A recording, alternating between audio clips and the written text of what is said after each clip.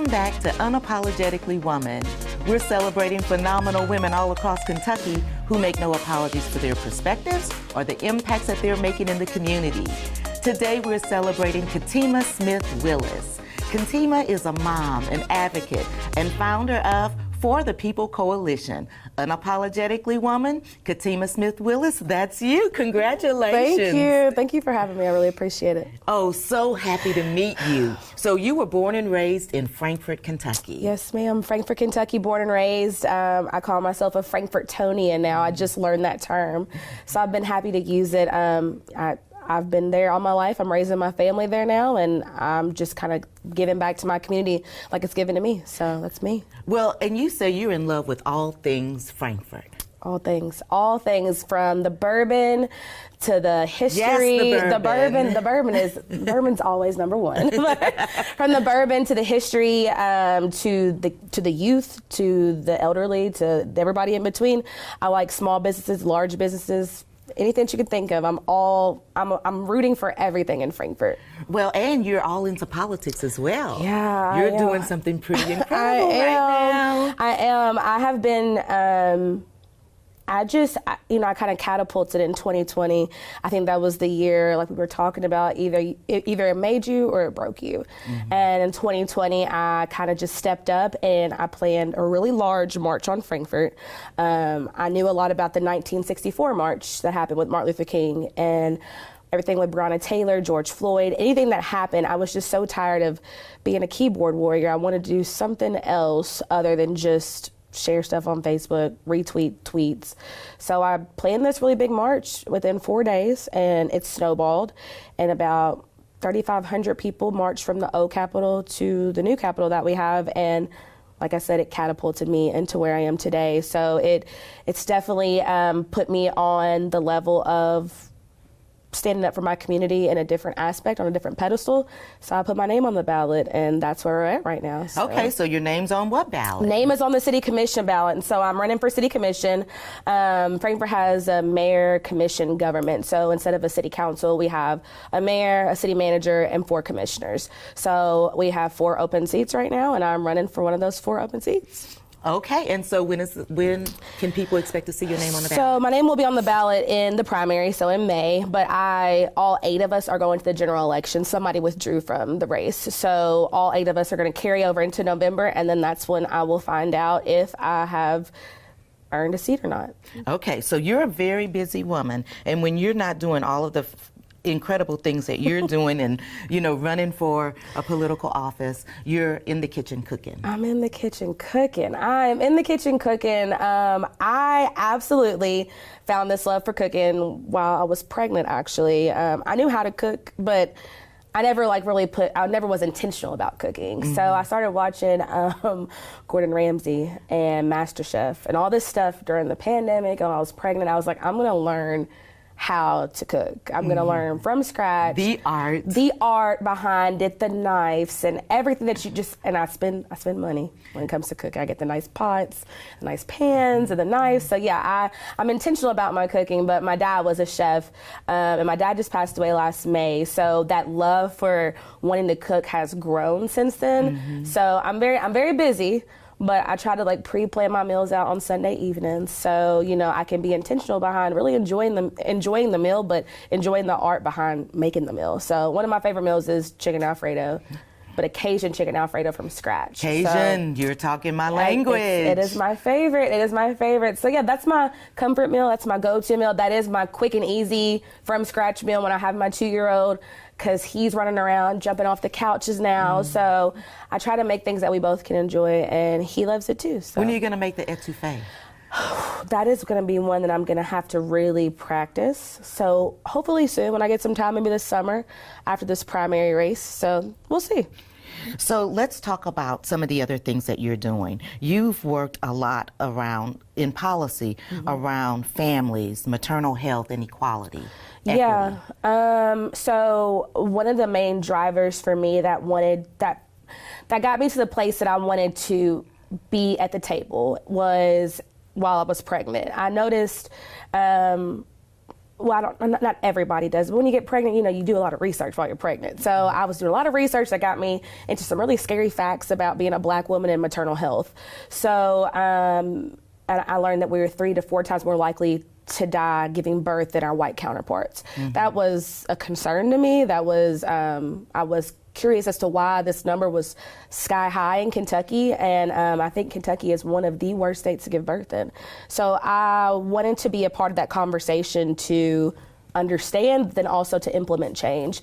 So that's when I really started putting myself at that table. So I joined the Breaking Barriers Council with the ACLU of Kentucky, and we're a powerful group of Black women. I mean, when I say powerful, you got midwives, you got doulas, you got everybody that is hands-on in the process of birth at the table of policy.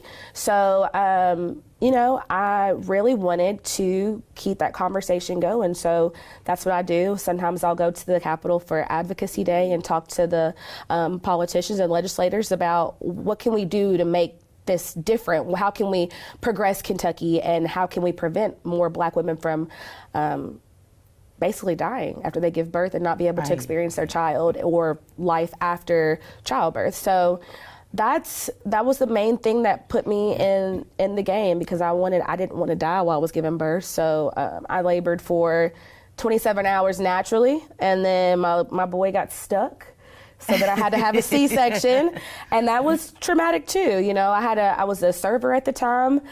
And, you got 6 weeks. They gave you 6 weeks to heal up. But let's be honest, 6 weeks is absolutely nothing when you have a C-section or just giving birth. So I had to go back to work after 4.5 weeks because there was nothing put in place there was no paid time off. My husband was a barber, is a barber. So there's not things put in place for people like us in the world to have paid time off or any kind of assistance sometimes. So, I was tired of falling in a certain demographic of just because of what I do for work, or just because of what my husband does, or just because we work so many hours or make so much on paper that we can't get assistance after something so strenuous as getting your abdomen cut up. It's a big deal. It's hard, and you're at home with a baby, and then it's between you being at home with your spouse, or your spouse goes back to work, or you go back to work. Sometimes single women don't have a partner, so they have to go back to work.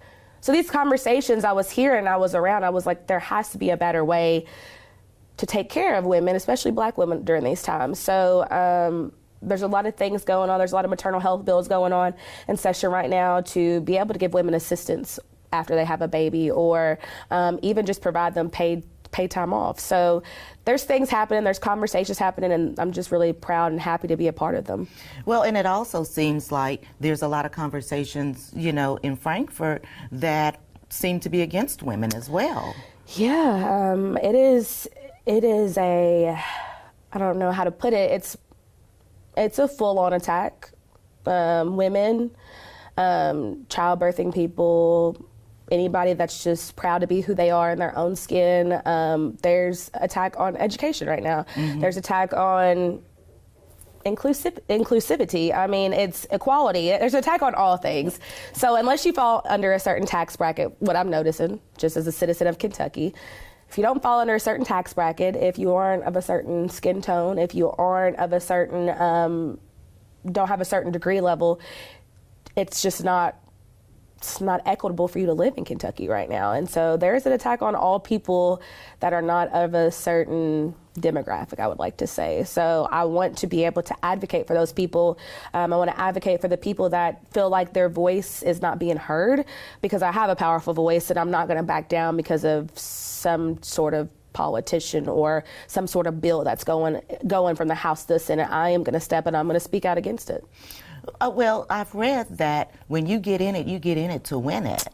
And so winning it is one of the things that you've done. Tell us about For the People Coalition. Yes. Because you're the founder. Yeah, I am the founder. For the People Coalition is one of my babies. I've had to kind of put it on, not the back burner, but I've had to put it to the side so I can be more intentional behind planning it, because I want it to be actually something for the youth to pick up. When I planned the march on June 5th of 2020, it was me, it was some really cool cats that I went to school with growing up, and we were all just on the same page about what was going on in society. And so we sat at a coffee shop in Frankfurt for about 4 days straight. Every day met up at the same time to figure out how we could plan this march. And I noticed that we weren't just people meeting up at a coffee shop. We are a cohort. We are a group of powerful people that have voices that want to implement change. So why not stop here? Why just stop after June 5th? Why not keep it going? Right. So we formed For the People Coalition. After the March on Frankfurt, we did another march in 2021. We did a numerous amount of food drives in between, so Thanksgiving food drives, just food drives in general for the public. And then even when we had leftover foods, we dropped off boxes to families in Frankfurt that couldn't afford Thanksgiving at the time, because between 2020 and 2022, those were really hard. Those were challenging times. Challenging times. So I saw Frankfurt show up for not only the coalition, but for the coalition to be able to put out for the community. And that was a really beautiful thing for me.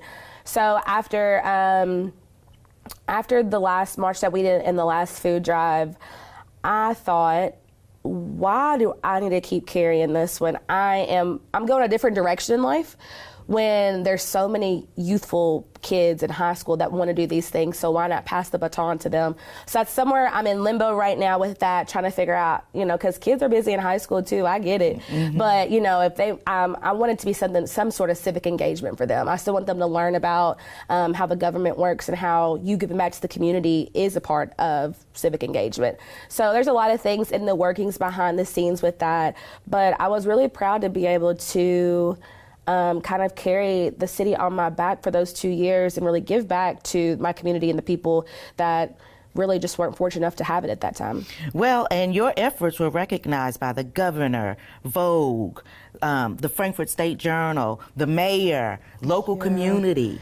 Yeah, it was it was almost, I'm such a, I grew up a Jehovah's Witness, so some of these things that I've done in my life weren't a part of my childhood growing up. So it was all new to me, and it was all a lot, actually. So I'm very humble about what I've done, but the recognition part is so overwhelming almost. I got acclamation from the governor, or it was an acclamation from the governor Bashir for the March on Frankfurt. So it was recognized and honored on behalf of, or in regards to, the march in 1964. So this whole proclamation explains what we did and how it was intersectional with the 1964 march trying to end discrimination. So it's a really beautiful proclamation. It's well written. And then I got the same thing from the mayor of Frankfurt, just kind of recognizing that day and what all we did. And then Vogue was really cool. That was something that I've never... That is so awesome. Yeah, I think Drake says it in a song, like, if you ain't been in Vogue, something. But I'm like, my friends always like, but you've been in Vogue, Katima. I was like, I know. Yeah, that was super dope. But I was in Vogue talking about reproductive freedom and abortion access. So I was on the news in France.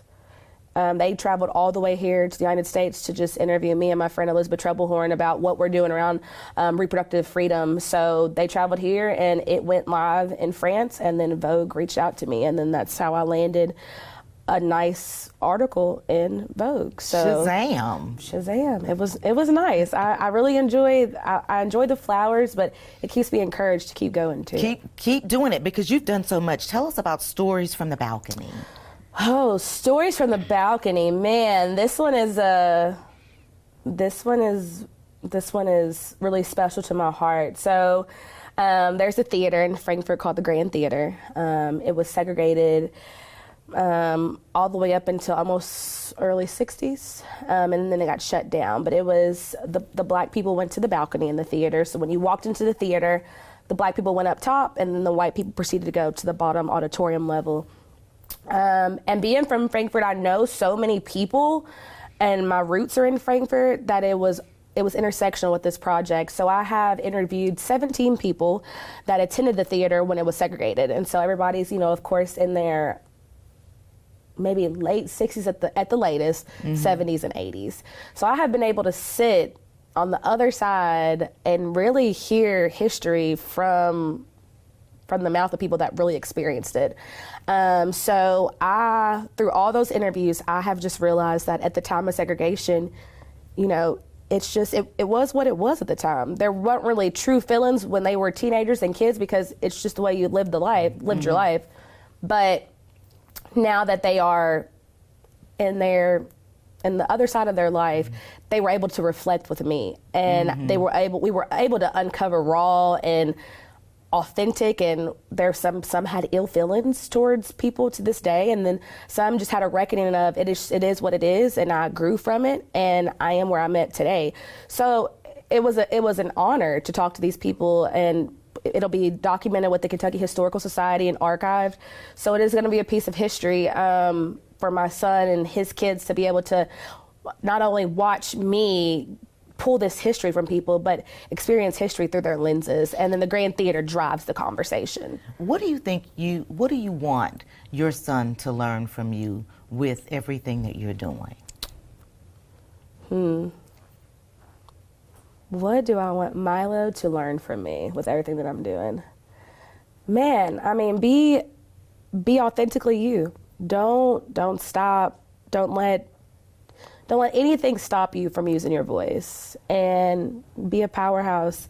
I don't want to say be radical, but get out there and shake some trees. I mean, shake it up. Don't be the mundane. Don't keep the narrative the same that we've experienced our entire lives in the United States or in Kentucky. Shake it up a little bit. If you don't shake it up, you're not going to get any change. So I want him to see that, man, my mom really was shaking it up. You know, my mom didn't stop. So I want him to be authentically himself, and he is a crazy 2-year-old baby. I mean, he is off the walls, but I'm just like, I expected this. It's going to happen, so I'm just going to keep pouring into him like I've had people pour into me. So. And I think with him looking at you and your husband and looking at the role models and the family connection, you know, that you're working really hard, you know, to maintain, I think that's going to be, maybe not while he's jumping off the couch. No, he's not going to get it. Not right now. Not right now. Not right now. But on down the road. Yeah. Know? No. Yeah. We definitely are instilling in him. When we had our gender reveal for Milo, we had a Books for Baby drive. So we had all of our friends, like our support system, our circle, brought a book with a special message to Milo in the book. So we had this ginormous, oh, you got to keep that forever. Oh, we're going to keep it forever. But we have a ginormous bookshelf, and we read every night to him, and we literally pour into him. But all of his books, ironically, are about activism and being a proud black boy, and about his hair, because he has I have to show you, it's a very large mane of hair. He's perfect. I mean, but all his books are about being a young black boy in America, and how it's only right that you keep authentically being yourself. So I think that we have the tools, we have the resources right now to continue to raise such a strong black boy in society today. Wow. Look, we could sit here all day long, but we're drawing to an end. I'm going to pitch it to you for the last word for young girls, young women who might be watching, and what kind of words of inspiration or encouragement might you give them? Man, if I had any words of encouragement for young women, especially young black women today, is to never give up. You might not know what your calling is right now, but you will find it, and it will find you at the right time that it's meant to find you. I am a perfect example of that. And when you find your calling, don't stop and run with it. People are going to look at you like, who knows what, but don't stop. Don't let that stop you from reaching your peak of greatness, and to keep authentically being yourself. Thank you so much. Thank you. I appreciate it. You guys heard it from Katima. Be authentically yourself, and don't let anyone stop you. Continue to watch as we celebrate other phenomenal women in Kentucky who are making changes for everybody. We'll talk to you soon on Unapologetically Woman.